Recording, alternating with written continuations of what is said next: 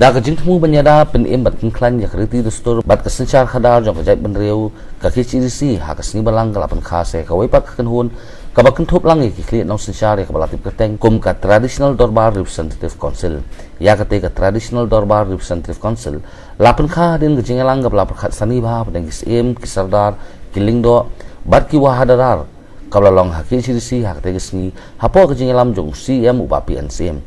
kum kejing itu jong usiam ka traditional dorbar representative council kan long kum ka executive council jong federation of traditional dorbar ka balapan kha ha ka dorbar ba ka bri uhnyo terap ka balong menak santrek unai luar hamaran pulo kum kejing ong jong u ka te ka kan hun kan kun thup ki apsanut ki khot kata kan thup lang ya usiam jong ki jisi kum chairman bat chphong pat kinde na ki dorbar snong sangut na ki hima sangut na ki raj bat sangut na ka ki jisi ba kan thup lang ya ka liang pusha da ko ga sur ni la shim ya ka rai ba ngin pen sangat no ishwa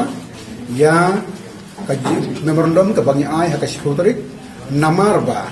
ki baro ngin ya kren ngin ya plim jumur ngin ya thier ngin ya tai ha ka federation of traditional dorbar ba ri sultanat kaji plim jumur dengan mengerti ila nang pen skam shu ba ladon kam ban wanra daga an ga bashai haka jingere ba kani ga federation of traditional dorbar but bagindon ki elected representative na ki san pusau hima kumjuru na ki babon ki right dorbar right ko ka abok hima ga tabaka ba kumjuru na ga benta ki snongru kindon ki mat haka ni ga dorbar ka bangin sawanra daga an ga bashai berkunjung akan kindon ki